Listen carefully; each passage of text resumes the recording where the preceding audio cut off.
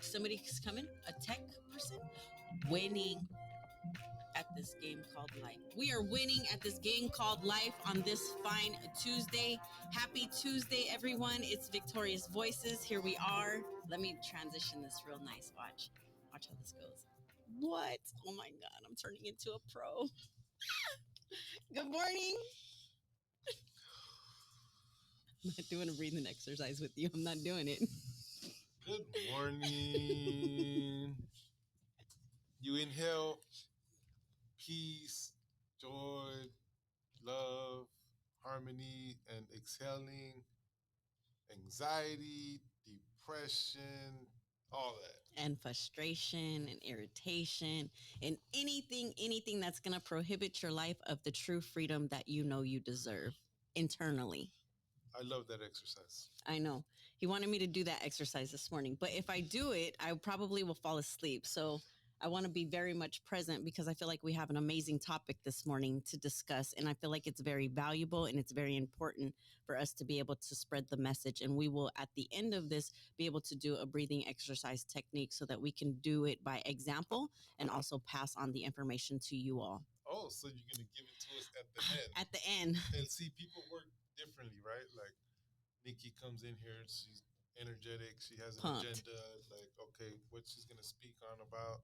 And me, like, I need a kickstart, right? Like, and so different people, different strokes for different folks, right? So just giving you guys some perspective on different perspectives. Yes, different perspectives. Yes. Love that. Okay, so good morning, everyone. My name is Niki Martinez. My pronouns are she, her, we. We are Victorious Voices. We are here live. So how are you feeling today?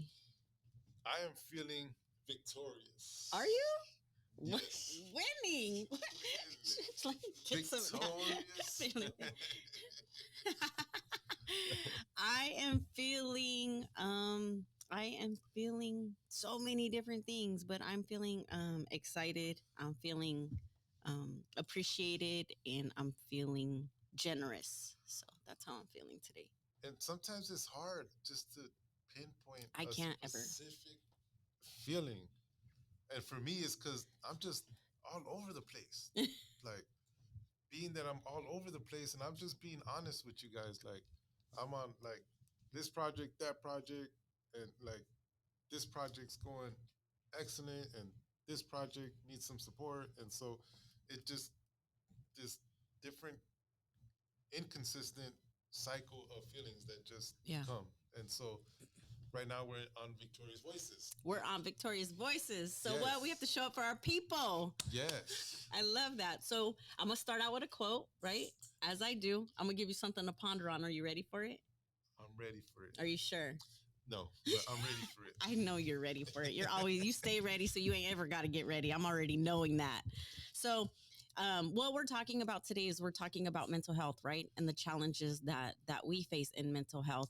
But what we're also talking about is the experiences of the mental health challenges and the things that we were subjected to while we were incarcerated, and then also to overcoming those mental health challenges upon release, and letting our folks know that there's services that are out there and that people are supported.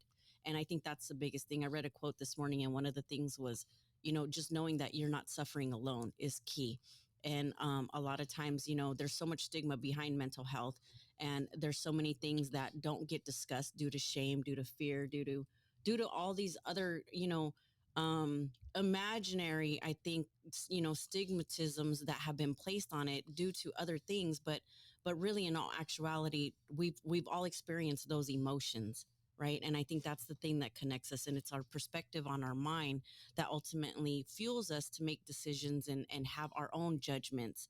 And I think so bringing awareness to this mental health is important. So with that, I'm going to read this quote.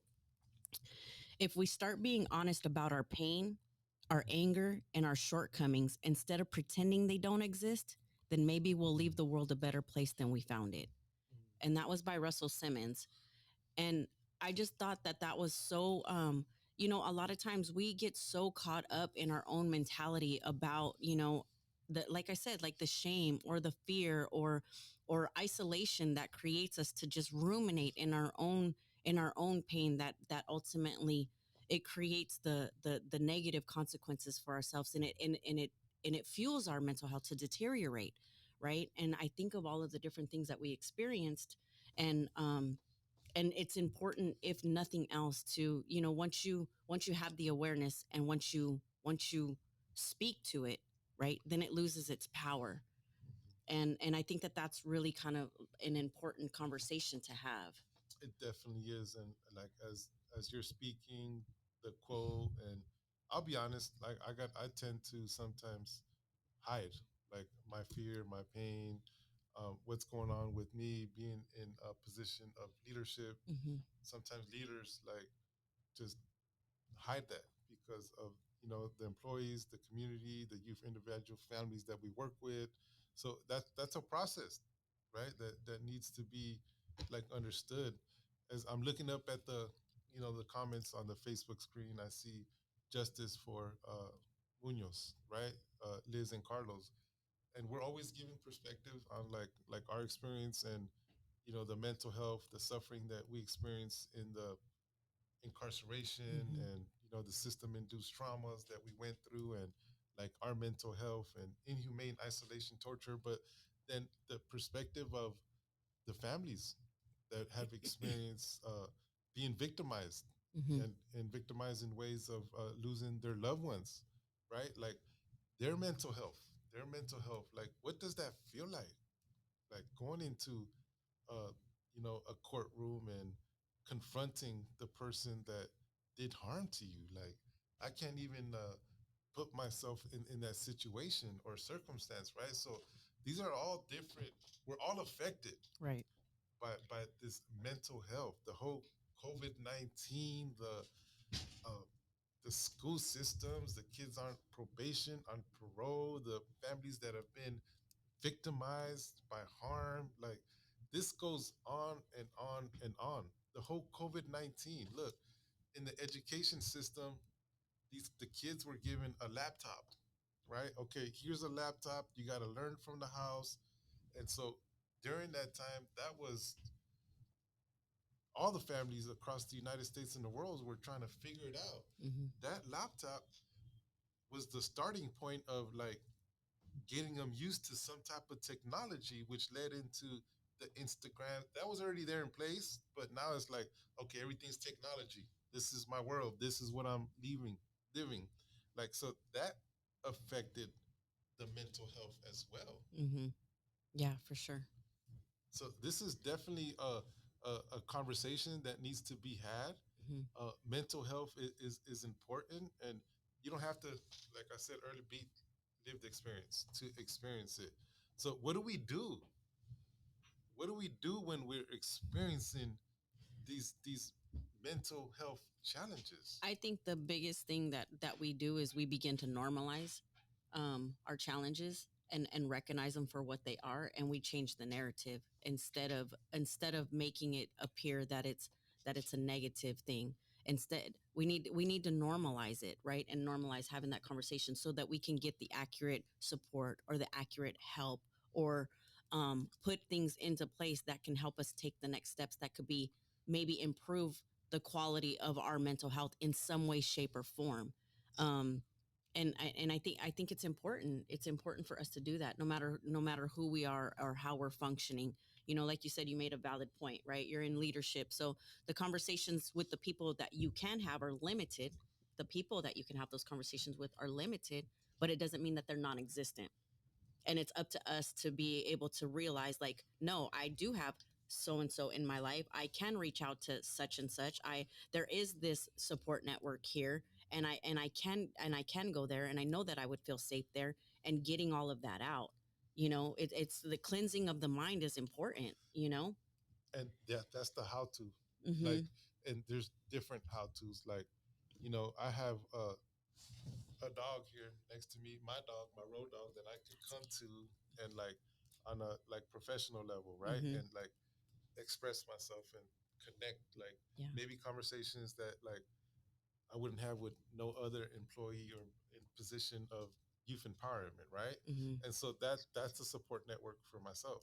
I also have my wife Gabby that I like, right? She works with youth empowerment, but more on the relational side, that where I could connect with and express these feelings of fear and Mm-hmm. anxiety and uncertainty. And so then we have these amazing support groups, organizations out there in the community, Project Aware, uh, Survivor Speak.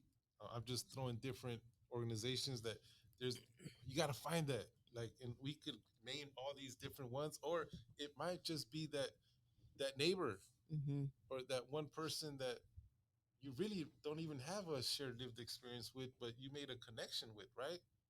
Or it could even be a therapist. It could be a therapist, an individual therapist. It could be a family therapist. It's something that I highly recommend. I've done it, Mm-hmm. family therapy. I've done individual therapy. And when I went into my first therapy session, I had that mentality like, oh, what am I doing? Like, nah, I ain't gonna express myself to this individual, Mm-hmm. right? And so there's different forms of how to. What about on a like self-care perspective, like that works for your mental health? What's some coping skills that we could use? Because you know, you guys are well aware of our story, like, and I'm gonna give you some examples for me when I was experienced inhumane isolation torture. Like, I could feel the anxiety, I could feel the anger, I could feel the depression. I would be in a cell 23 hours a day. And like I said, in past experience, there would be days, like there was only 8 of us in that pod altogether. So like what in a period of a month, right? 4, 5, 6 days out that month, you could feel the anxiety and the depression in the cells, in the pods. Mm-hmm. Why? Because not one person would speak a word, right? So when you're in a environment where there's people there and for a few days not one person is speaking a word, that's a form of torture. That's a form of experiencing mental health, right? And so what were coping skills that I used, right? Reading, exercising, educating myself, dreaming, like just those were coping skills that I used. Like art, even though like I wasn't a good artist, like I would get patterns from magazines and just try to draw, right? And it would take my mind out of being in that place. On the outside world, what are some coping skills for myself? Coping skills is taking a jog, taking a walk. If you know me, like right here, all the employees have at least took one walk He punks with me. us. and, and our walk consists of right in front of Asia Business Center, El Cajon Boulevard, going behind me, taking a stroll, passing down Hoover, right? Because there's so much going on that like I just I just need to clear my head sometimes. So those are like examples of coping skills that work for me. I like to see the nature, the hike, the world, um, just the beach, things like that, like work for me. So going back to, I think the relevant part of it. So I want to kind of share this with y'all real quick, just because it kind of puts everything into perspective as far as the journey, right? And like Arthur said, you guys are pretty familiar. For you all that have been watching us faithfully, thank you so much for your genuine support and connecting with us on that level. Like, I appreciate that greatly. So just kind of put things into a little bit of perspective. So as of 2021, 38.5% of incarcerated individuals are Black and 30% are Hispanic. So thinking about that, right? So the American Psychological Association estimated that between 10 to 25% of incarcerated individuals have serious mental illnesses, such as schizophrenia, right? So for me, I always believe that incarceration is definitely not a solution, especially for folks that are experiencing mental health situations, right? And challenges. So I was also reading another article from the Prison Policy Initiative that clearly stated that incarceration can trigger and worsen the symptoms of mental health illnesses. And those effects can last longer after someone leaves the prison gates. And I think that's the thing so that's where the post incarceration syndrome comes in at, right? So me and Arthur have been able, as well as so many other amazing human beings out here have been able to overcome and endure the prison industrial complex, right? And come out here and been able to reacclimate ourselves to society, get our footing about ourselves, and change that deteriorated gray matter of our brain that has experienced so many different levels of trauma and been able to rebuild it due to the coping skills that we've been able to have, due to our praying mamas on their knees for 20 years, hoping and praying that, something great will come of all of the suffering that we've endured, right? The greatest part about all of that is that we have been able to come to a point to where we're making living amends on a daily, as he recognized. We understand that we are not the only people that are suffering. We understand that not only people that have experienced incarceration are the people that experience the most mental illness challenges, the most traumatic experiences. We completely understand that. However, from a subject matter expert lens and the lived experience lens that we function from, is recognizing that incarceration has definitely played a part and a toll on our mental health, right? And we have chose to raise to the challenge and do everything in our power so that we can be productive for ourselves, to have improve the quality of our lives, because we are in a position to where we deposit into lives of every human being that we come in contact with, and we find value in that, and we know how important that is to us. So the things that I kind of want y'all to consider from a lived experience lens, from people that are incarcerated, right? A lot of the prisons that are created are in desolate areas, which creates depression and despair and limited visitation and lack of family reunification, and not having the opportunities to spend those times in them visiting rooms with their parents, with their children, with their loved ones, right? Also, too, functioning from a state of hypervigilance and survival 24 hours a day. 28/9 is how we're functioning. We live in such a hypervigilant state that ultimately it affects our central nervous system and the way that we see and function from our mind. The other thing is we're stripped of purpose. And I was reading something, I don't know if you guys are familiar with the man's meaning of a man's search for meaning. And it was talking about, when you have a purpose, man, you can function on nothing. You can have no means at all whatsoever, but that means to purpose to get you to survive. And I think the inhumane treatment that we experienced and the cruel conditions that we experienced, I think that we ultimately tapped into something that allowed us to believe that there was some type of purpose for our world.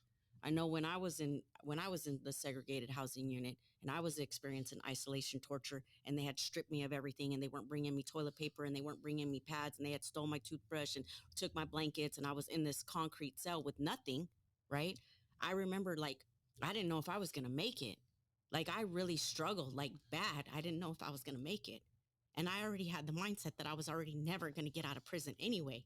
So I was already struggling mentally, so the fact that we get to the point to where, there's got to be something bigger and better than this, and I have to have a purpose. And today my purpose is, of course, for my victims and the people that I harmed, but it's coming from that mindset and realizing that there's so much value in who we are. And it is up to us, I believe, to not let our current situation, our circumstances, break us. We cannot let our current situation and circumstances break us. It's temporary. What we are enduring is temporary. And the mind is a powerful, powerful, powerful tool. It can convince us of anything. I watched The Secret, and they said, you can sit there and you can imagine yourself running and working out on a machine, and your body will start to respond as if it's actually running. That's how powerful our mind is. Our mind is a powerful thing, and we can create whatever it is that we want and we need for ourselves if we have the capacity to do that mentally. Yeah. So, And the tools are how. Like this conversation was educational, but like the how to. So connect with a friend, connect with a mentor, join a support group, connect with a therapist, connect with a family therapy. Those are just different ways of just giving the community some tools on how we're able to work with our mental health, and then being honest and identifying what we're going through, whether it's fear, and fear is a hard word to use, especially in the Latino culture and the African American culture. Like, no, hell nah, I ain't afraid.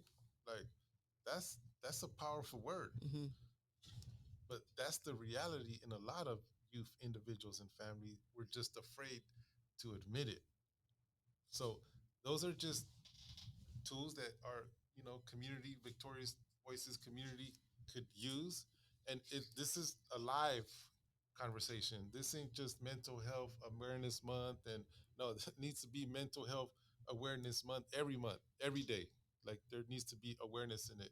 In particular, what we've all experienced with COVID-19. I was having a conversation today with uh why the spike of violence, like, and why things have happened in the community ever since COVID-19. Now things are picking up, right? And we're able to connect with our youth individual, and we're able to be in person and build relationships.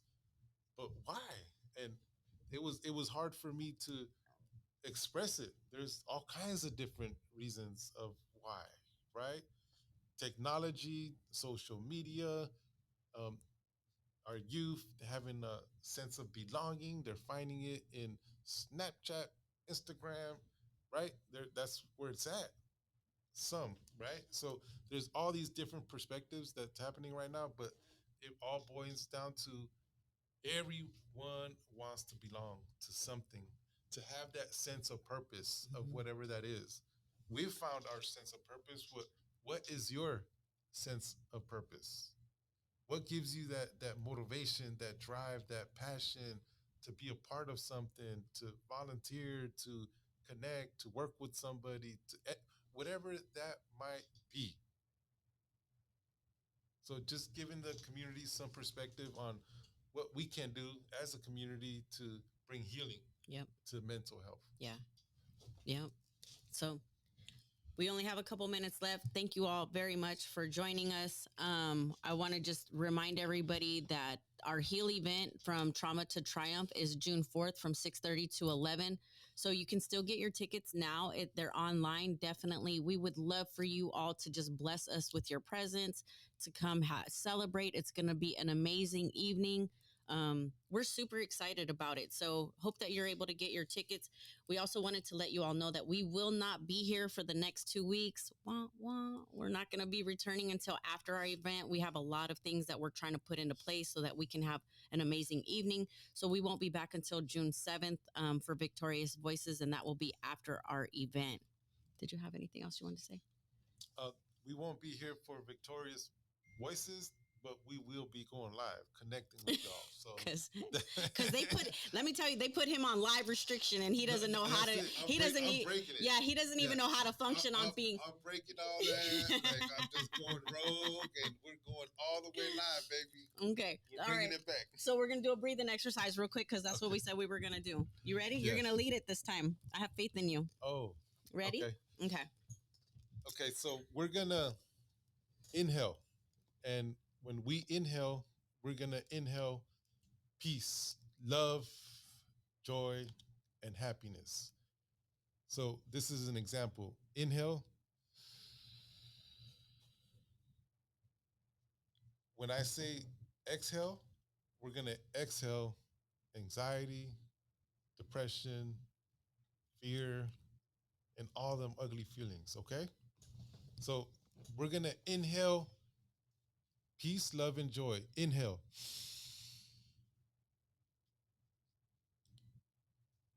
Exhale anxiety, depression, ugly feelings. Inhale peace, love, joy.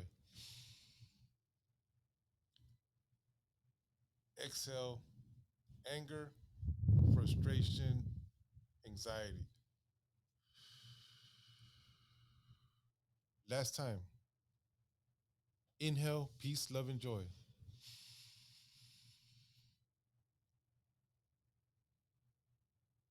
Exhale all that ugly stuff.